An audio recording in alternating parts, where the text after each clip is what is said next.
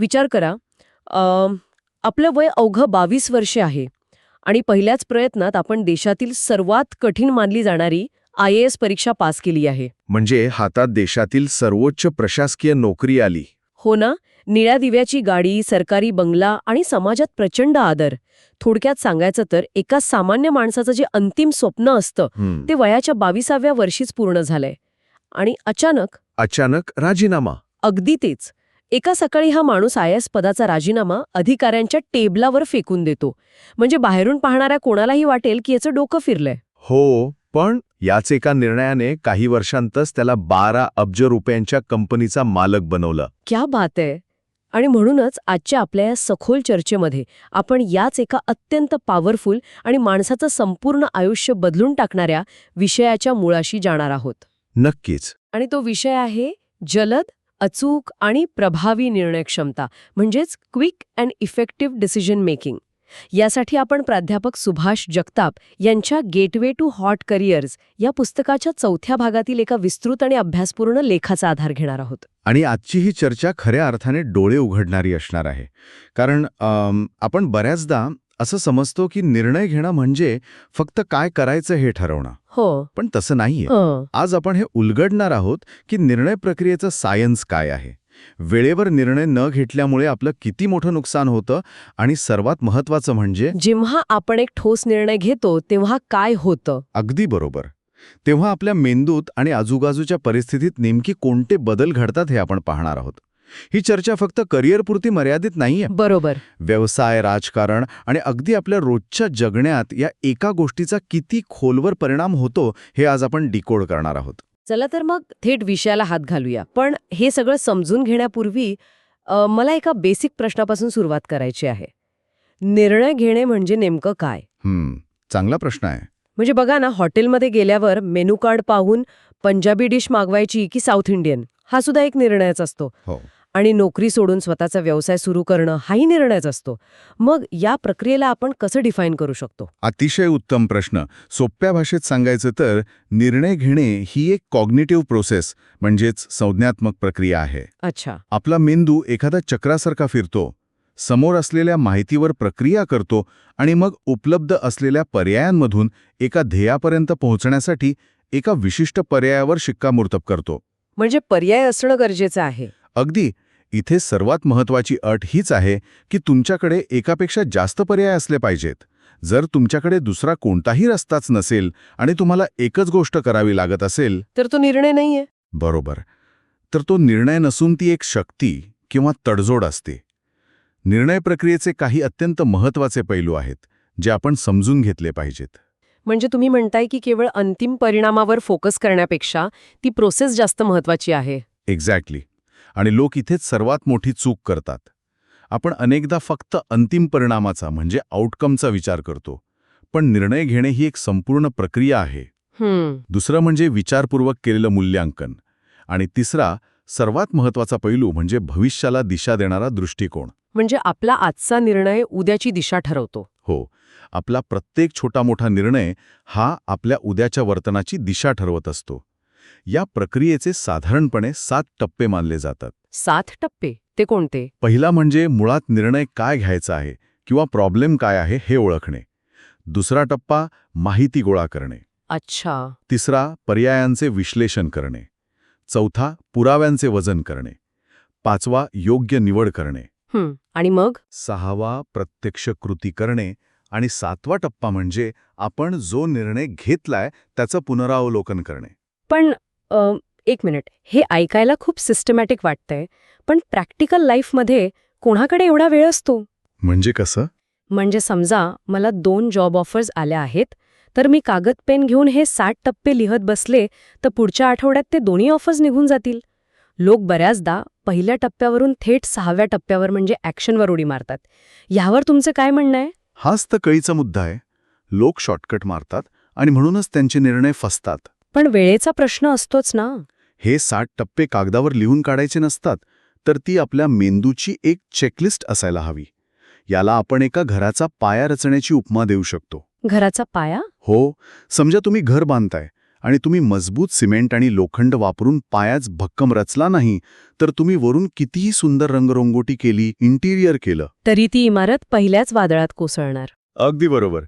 हे जे मधले टप्पे आहेत, जसं माहिती गोळा करणं, पर्यायांचं विश्लेषण करणं, हा तुमच्या निर्णयाचा पाया आहे. तो भक्कम नसेल तर अंतिम परिणाम कधीच चांगला येऊ शकत नाही. हे खूप छान समजावून सांगितलं तुम्ही. म्हणजेच प्रोसेस आणि आउटकम यातला फरक मला आता समजतोय. समजा मी शेअर मार्केटमध्ये लॉटरीसारखे पैसे लावले आणि चुकून मला फायदा झाला, तर तो परिणाम चांगला आहे, पण माझी प्रोसेस चुकीची होती, त्यामुळे पुढच्या वेळी मी नक्कीच बुडणार. पण जर माझी प्रोसेस डेटा आणि पुराव्यांवर आधारित असेल तर एखाद दुसऱ्या वेळेस नुकसान झालं तरी लाँग टर्ममध्ये मी जिंकणारच. अगदी बरोबर. सातत्यपूर्ण आणि डेटावर आधारित निर्णय घेणे हीच यशाची खरी गुरुकिल्ली आहे. लेखकाने स्पष्ट केल्याप्रमाणे आपल्या जीवनाचा दर्जा हा केवळ एका मोठ्या परिणामावर ठरत नाही, तर प्रक्रियेच्या गुणवत्तेवर ठरतो. हो, गृहीतकांवर विसंबून राहण्यापेक्षा पुराव्यांवर आणि माहितीवर आधारित निर्णय घेतल्यास चुका होण्याची शक्यता खूप कमी होते. ठीक आहे, हे मला पटलं. पण आता इथे एक मोठा विरोधाभास समोर येतो. कोणता विरोधाभास? एकीकडे आपण म्हणतोय की या प्रक्रियेचे 60 टप्पे आहेत, प्रॉपर वेळ घेऊन विश्लेषण करा. आणि दुसरीकडे आपण आजच्या चर्चेचा विषय ठेवलाय जलद निर्णय क्षमता. जर प्रोसेस एवढी मोठी असेल तर निर्णय जलद कसा होणार? घाईघाईत घेतलेला निर्णय हा चुकीचाच असणार ना? इथेच वेगाचा अर्थ समजून घेणं गरजेचं आहे. जलद निर्णय घेणं म्हणजे माहिती गोळा न करता आंधळेपणाने उडी मारणं असा अजिबात होत नाही. मग काय? जलद निर्णय म्हणजे जेव्हा तुमच्याकडे आवश्यक ती सर्व माहिती उपलब्ध असते तेव्हा निष्कारण वेळ न घालवता ॲक्शन घेणं, ज्याला आपण ॲनालिसिस पॅरालिसिस म्हणतो. ॲनालिसिस पॅरालिसिस हा शब्द खूप भारी आहे. याचा अर्थ काय? याचा अर्थ असा की आपण माहिती गोळा करण्याच्या प्रक्रियेत इतके अडकतो की प्रत्यक्षात कृतीच करत नाही. अच्छा, म्हणजे नुसताच विचार करत बसणं. हो, समजा तुम्हाला एक लॅपटॉप घ्यायचा आहे. तुम्ही 50 रिव्ह्यू व्हिडिओ पाहता, 10 दुकानांमध्ये जाता, 100 लोकांशी बोलता. आणि महिन्याभरानंतर हे लॅपटॉप काही विकत घेतलेला नसतो. एक्झॅक्टली, कारण तुमच्याकडे खूप जास्त पर्याय असतात. याला पॅराडॉक्स ऑफ चॉईस असंही म्हणतात. आपले निम्म्याहून अधिक यश हे योग्य वेळी कृती करण्यावर अवलंबून असते. म्हणजे 10वी किंवा 12वी नंतर काय करायचे हा निर्णय केवळ माहिती गोळा करून थांबवण्यासारखा नाही. बरोबर. एकदा दिशा ठरली की लगेच पाऊल उचलणं आवश्यक आहे. मग इतकी माहिती उपलब्ध असतानाही लोक निर्णय घ्यायला का अडखळतात? त्यांना कशाची भीती वाटते? अनिश्चिततेची भीती. निर्णय घेणं म्हणजे भविष्याची जबाबदारी स्वतःच्या खांद्यावर घेणं. आणि अनिश्चिततेचे रूपांतर कृतीत करण्यासाठी वेळेवर निर्णय घेणं हीच एकमेव पद्धत आहे. जो माणूस निर्णय घेऊ शकत नाही तो पाठीचा कणा नसलेल्या व्यक्तीसारखा असतो, जो फक्त परिस्थितीच्या प्रवाहाबरोबर वाहत जातो. खरंच की. अनिश्चितता ही एका जंगलात 2 रस्ते फुटलेल्या जागी उभं राहण्यासारखी आहे. बरोबर. स्रोतामध्ये या प्रतिमेचा संदर्भ दिलाय. याचा अर्थ असा आहे की त्या घनदाट जंगलात 2 रस्ते फुटलेल्या जागी जर एखादा माणूस विचार करत उभा राहिला की उजवीकडे जाऊ की डावीकडे, आणि तो तिथेच थांबून राहिलात तर तो प्रवास तर सुरू करणार नाहीच, पण अंधार पडल्यावर तिथेच नष्ट होईल. जंगलाचा नियम एकच असतो, लवकर निर्णय घ्या. हो, रस्ता कोणताही असो, चालत राहिलं तर कुठेतरी नक्की पोचता येतं. मला सायकलचं उदाहरण द्यान आवडेल. सायकलचं कसं काय? पडण्याच्या भीतीने सायकल चालवायलाच शिकलो नाही तर न पेडल मारता सायकल चालवण्याची मज्जा कशी कळणार? अगदी खरंय. सायकल चालवायची असेल तर पेडल मारावंच लागेल. आणि म्हणूनच तज्ज्ञ गॉर्डन ग्राहम असं मानतात की निर्णय हा एक धारदार चाकूसारखा असतो, जो स्वच्छ आणि सरळ कापतो. आणि अनिर्णय हा बोथट चाकू असतो, जो फक्त ओरबाडतो आणि मागे ओबडधोबड कडा सोडतो. बापरे, खूपच प्रभावी विचार आहे हा. युद्धाच्या मैदानातील परिस्थितीची कल्पना करा. शत्रू गोळीबार करत असताना तिथे बसून विचार करायला वेळ नसतो. तिथे लगेच ॲक्शन घ्यावी लागते. हो, तिथे उपलब्ध माहितीच्या आधारे जलद निर्णय घेऊन उद्दिष्ट गाठणे हे जिवंत राहण्याचं आणि जिंकण्याचं सूत्र असतं. हे सगळं ऐकायला खूप स्फूर्तिदायक वाटतंय, पण मला आता या तात्विक गोष्टींकडून प्रॅक्टिकल उदाहरणांकडे यायचंय. नक्कीच. आपण या सखोल चर्चेच्या सुरुवातीला एका 22 वर्षांचे IAS अधिकाऱ्याची गोष्ट काढली होती, ज्याने राजीनामा दिला. तो तरुण कोण होता आणि त्याच्या या निर्णयामागे कोणतं सायन्स होतं? तो तरुण म्हणजे रोमन सैनी. त्याचं उदाहरण हे निर्णय क्षमतेचा एक अभूतपूर्व मास्टर क्लास आहे. म्हणजे त्याने नक्की काय केलं? रोमन सैनी यांनी आधी 10वीत ठरवलं की डॉक्टर व्हायचं. पहिल्याच प्रयत्नात एम्स सारख्या देशातील सर्वोच्च संस्थेतून त्यांनी MBBS पूर्ण केलं. एम्समधून? अरे वा. हो, पण वैद्यकीय शिबिरात काम करताना त्यांना जाणवलं की इथल्या समस्या केवळ औषधांनी सुटणाऱ्या नाहीत. यासाठी सिस्टीममध्ये जावं लागेल. अच्छा. त्यांनी तात्काळ एक निर्णय घेतला. डॉक्टरीक सोडायची आणि IAS व्हायचं. आणि वयाच्या अवघ्या 22व्या वर्षी पहिल्याच प्रयत्नात ते कलेक्टर बनले. पण मला इथे एक प्रतिवाद करावासा वाटतो. सांगा ना. 1 मिनिट विचार करा. MBBS करायला 5-6 वर्ष लागतात, लाखो रुपये खर्च होतात, रात्रंदिवस मेहनत असते. बरोबर आहे. त्यानंतर IAS होण्यासाठी पुन्हा स्वतःला गाढून घ्यावं लागतं. हे सगळं मिळवल्यानंतर ते सोडून देणं, म्हणजे याला सामान्य भाषेत लोक पायावर कुऱ्हाड मारून घेणं म्हणतात. बाहेरून पाहणाऱ्या कोणालाही हा निव्वळ मूर्खपणा वाटू शकतो. असं धाडस नक्की कुठून येतं? 2 अत्यंत सुरक्षित आणि प्रतिष्ठेची करिअर सोडणं सोपं नाहीये. हा खूपच सॉलिड प्रश्न आहे. आणि इथेच आपल्याला संक कॉस्ट फॅलेसी नावाची कन्सेप्ट समजून घ्यावी लागते. संक कॉस्ट फॅलेसी म्हणजे नेमकं काय? संक कॉस्ट फॅलेसी म्हणजे आपण भूतकाळात एखाद्या गोष्टीवर खूप पैसा, वेळ किंवा मेहनत खर्च केली आहे. केवळ या एकाच कारणासाठी आपण भविष्यातही तो चुकीचा किंवा नको असलेला रस्ता सोडत नाही. म्हणजे आपण गुंतवलेल्या गोष्टींचा मोहच सोडवत नाही. अगदी तेच. सामान्य लोक भूतकाळात गुंतवलेल्या गोष्टींचा विचार करतात. पण रोमन सैनी यांच्यासारखे एलाइट डिसिजन मेकर्स भूतकाळ विसरतात आणि केवळ भविष्यातील ट्रॅजेक्टरी पाहतात. अच्छा. जेव्हा त्यांना वाटलं की IAS बनूनही ते मर्यादित लोकांसाठीच काम करू शकतील, तेव्हा त्यांनी पुन्हा एक मोठा निर्णय घेतला. त्यांनी राजीनामा दिला आणि अनअकॅडमी नावाची एज्युकेशन प्लॅटफॉर्म सुरू केली. आणि या एका निर्णयाचा परिणाम काय झाला? 2020च्या आकडेवारीनुसार त्यांची वैयक्तिक संपत्ती $17.6 दशलक्ष म्हणजे सुमारे 12,87 कोटी रुपयांवर पोहोचली. बापरे. त्यांच्या संस्थेची उलाढाल 11,000 कोटी रुपये झाली आणि नफा 14 कोटी रुपये होता. म्हणजे IASच्या पगाराइतक्या रकमेच्या कितीतरी पट जास्त कमाई. बरोबर. तब्बल 93 पटीने जास्त कमाई त्यांनी या एका निर्णयामुळे केली. शिवाय लाखो विद्यार्थ्यांना ते शिक्षण देऊ शकले. पण 1 सेकंड, आपण आता तसं कौतुक करतोय कारण तो यशस्वी झाला. पण जर त्याची अनअकॅडमी बुडाली असती तर आपणच त्याला निर्णयक्षम म्हटलं असतं की उतावीळ? हा मुद्दा अत्यंत महत्वाचा आहे. कारण जलद निर्णय घेणे आणि घाईघाईने मूर्खपणा करणे यात नेमका फरक काय आहे? इथेच कॅल्क्युलेटेड रिस्क आणि इम्पल्सिव्हिटी यातला फरक समजून घेणं गरजेचं आहे. घाईघाईने घेतलेला निर्णय हा भावनांच्या आहारी जाऊन घेतलेला असतो. पण रोमन सैनींचा निर्णय हा त्यांच्या व्हॅल्यू सिस्टीमवर आधारित होता. रॉय डिझने यांचं एक खूप प्रसिद्ध वाक्य आहे. काय? ते म्हणतात, जेव्हा तुमची मूल्ये स्पष्ट असतात तेव्हा निर्णय घेणं सोपे असते. रोमन यांना हे स्पष्ट होतं की त्यांना मोठ्या प्रमाणावर इम्पॅक्ट निर्माण करायचा आहे. हे त्यांचं मूल्य होतं. त्यामुळे IASची खुर्ची सोडणं त्यांना जड गेलं नाही. अगदी तसंच. क्या बात आहे. म्हणजे जेव्हा तुम्हाला स्वतःबद्दल आणि तुमच्या उद्दिष्टांबद्दल क्लॅरिटी असते तेव्हा कितीही मोठा रिस्क असला तरी तो कॅल्क्युलेटेडच असतो. आणि हीच गोष्ट इतिहासातही दिसते. नक्कीच. फक्त रोमन सैनीच नाही तर मायकल फॅराडे आणि मोहम्मद अली यांचंही उदाहरण आपल्याला हेच सांगतं ना? होय. मायकल फॅराडे अत्यंत गरिबीत जन्मले. बालपणीच वडिलांचे छत्र हरवले. ते एका पुस्तक विक्रेत्याकडे काम करत होते. त्यांना शाळेतही जाता आलं नाही. बरोबर. पण तिथे पुस्तके वाचताना त्यांनी एक ठाम निर्णय घेतला की मला शास्त्रज्ञ बनायचे आहे. परिस्थिती अनुकूल नसतानाही घेतलेला हा निर्णय त्यांना रॉयल सोसायटीचे अध्यक्ष बनवून गेला. त्यांनीच डायनामोचा शोध लावला. आणि मोहम्मद अली म्हणजे कॅशियस क्ले, गरिबी आणि अशक्तपणामुळे बॉक्सिंग क्लबने नाकारूनही त्यांनी कमी वयात जागतिक चॅम्पियन बनण्याचा निर्णय घेतला आणि तो सत्यात उतरवला. खरंच अप्रतिम. टोनी रॉबिन्स म्हणतात त्याप्रमाणे तुम्ही ज्या क्षणी निर्णय घेता त्याच क्षणी तुमच्या नशिबाला आकार मिळतो. हे तर झालं वैयक्तिक यशाबद्दल. पण आता मला हे सूत्र थोडं मोठ्या लेवलवर तपासायचं आहे. म्हणजे व्यावसायिक आणि राजकीय पातळीवर? हो.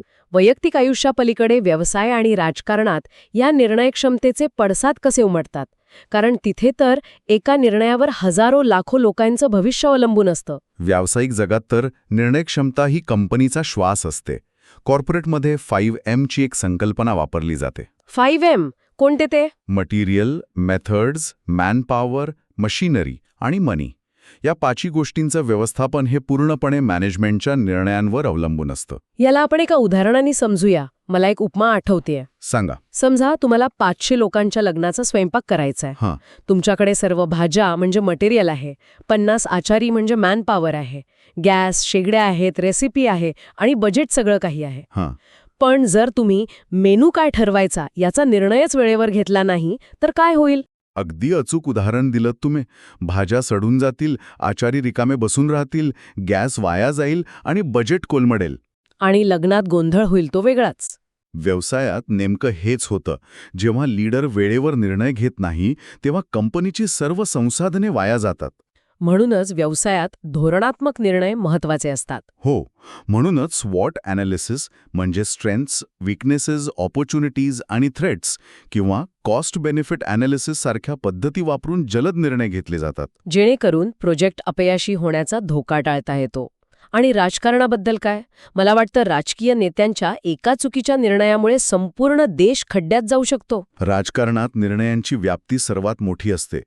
राजकीय नेते जे निर्णय घेतात त्यावर देशातील कोट्यवधी लोकांचे कल्याण, स्वातंत्र्य आणि सार्वजनिक धोरणे अवलंबून असतात. विशेषतः संकटाच्या काळात, ज्याला आपण क्रायसिस मॅनेजमेंट म्हणतो, मग ती एखादी महामारी असो व नैसर्गिक आपत्ती, तिथे वेळ काढूपणा करून चालत नाही. जलद निर्णय घेणं स्थिरतेसाठी अत्यंत आवश्यक असते. इथे मला स्रोतातील एका चित्राची आठवण येतेय. एका रेल्वेच्या रुळावर धावणारी ट्रेन आहे आणि त्यावर एक वाक्य लिहिलंय. कोणतं वाक्य? जर तुम्ही योग्य मार्गावर असाल तर तुम्ही तुमच्या ध्येयापर्यंत पोहोचाल. पण जर ट्रॅक बदलताना क्षणभराचीही चूक झाली किंवा निर्णय घेण्यास उशीर झाला तर ती संपूर्ण ट्रेन रुळावरून घसरू शकते. अगदी बरोबर. राजकीय किंवा व्यावसायिक लीडरशिप ही त्या ट्रेनच्या इंजिनसारखी असते. चुकीच्या निर्णयामुळे सगळंच कोसळू शकतं. म्हणूनच नेपोलियन बोनापार्टचं एक अतिशय मार्मिक विधान आहे. काय म्हणाले ते? तो म्हणाला होता, निर्णय घेण्यास सक्षम असण्यापेक्षा कठीण आणि म्हणून अधिक मौल्यवान दुसरे काहीही नाही. खरंच मूल्यवान आहे. संसाधनांचे वाटप असो वा पुरवठा साखळीचे व्यवस्थापन, अचूक निर्णयक्षमता हीच प्रत्येक क्षेत्राचा गाभा आहे. तर आता आपण या अत्यंत माहितीपूर्ण आणि विचार करायला लावणाऱ्या सखोल चर्चेच्या निष्कर्षाकडे आलो आहोत. आज आपण खूप काही पाहिलं. नक्कीच. आपण बघितलं की निर्णय प्रक्रियेचे 7 टप्पे कोणते असतात. प्रोसेस विरुद्ध आउटकम यातील फरक काय आहे. संक कॉस्ट फॅलसी कशी माणसाला जुन्या चुकीच्या गोष्टींमध्ये अडकवून ठेवते. आणि कॅल्क्युलेटेड रिस्क घेऊन रोमन सैनी मायकल फॅराडे यांनी आपलं जग कसं बदललं. आणि सर्वात महत्त्वाचा धडा हा आहे की आयुष्यातील टप्पा कोणताही असो, तुम्ही कॉलेजमध्ये असाल आणि पदवीनंतर काय करायचंय हा प्रश्न असेल, बरोबर, नोकरी सोडून स्वतःचा नवीन व्यवसाय सुरू करायचा विचार करत असाल किंवा दैनंदिन आयुष्यातील साधे निर्णय असोत, योग्य ती माहिती गोळा करा, तुमची व्हॅल्यू सिस्टम तपासा आणि मग वेळ न दवडता कृती करा. कारण वेळ कोणासाठीही थांबत नाही. हो, तुम्ही अनिर्णयाच्या अवस्थेत राहिलात तर परिस्थिती तुमच्यासाठी निर्णय घेईल जो बहुधा तुमच्या फायद्याचा नसेल. हे 100% खरं आहे. आणि म्हणूनच या चर्चेचा समारोप करताना मला एका अप्रतिम विचाराकडे लक्ष वेधायचं आहे. कोणता विचार? स्रोतामध्ये एक अत्यंत सुंदर वाक्य आहे. एकदा का तुम्ही एखादे चांगले काम हाती घेतले की सुरुवातीला ते अशक्य वाटते, पण काम सुरू केल्यावर आपोआप सर्व रस्ते खुले होतात. क्या बात आहे. जाता जाता मला श्रोत्यांना एका वेगळ्याच मानसिक पैलूवर विचार करायला सोडायचा आहे. आपण नेहमी म्हणतो की निर्णय घेतल्यावर काम सुरू होतं, पण माझा प्रश्न हा आहे, एखादा ठाम निर्णय घेतल्याने केवळ कृतीच घडते की त्या निर्णयामुळे आपली मानवी मानसिकता, आपल्या मेंदूची रचनाही आतून बदलते. हा खूपच खोल विचार आहे. जे मार्ग, ज्या संधी आपल्याला अनिर्णयाच्या अवस्थेत असताना पूर्णपणे अदृश्य होते, दिसतच नव्हते, ते फक्त एक ठाम निर्णय घेताच अचानक कसे काय समोर येऊ लागतात. हा फक्त योगायोग असतो की आपला फोकस बदलल्यामुळे सृष्टी आपल्याला साथ देऊ लागते. या मानसिक पैलूवर नक्की विचार करा. नक्कीच, सर्वांनी विचार करण्यासारखीच ही गोष्ट आहे. आजच्या या सखोल चर्चेतून मिळालेल्या माहितीचा उपयोग करून ठाम निर्णय घेण्याच्या शुभेच्छा देत आपण इथेच थांबूया. पुन्हा भेटूया पुढच्या सखोल चर्चेत.